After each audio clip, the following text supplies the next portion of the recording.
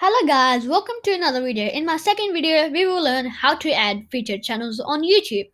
Step 1 is sign in, which I've already done.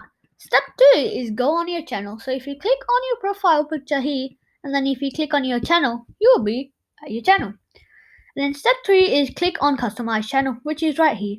Just click on it and you're good to go. Pretty easy so far. And step 4 is click on layout. So as you guys can see, this is basic info, branding and layout. Just click on layout. And then step 5 is click on add section. So it's right here, just click on add section. And then step 6 is click on featured channels.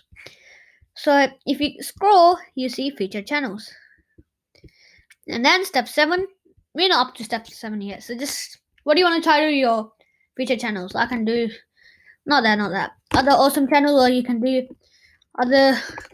other dash channels.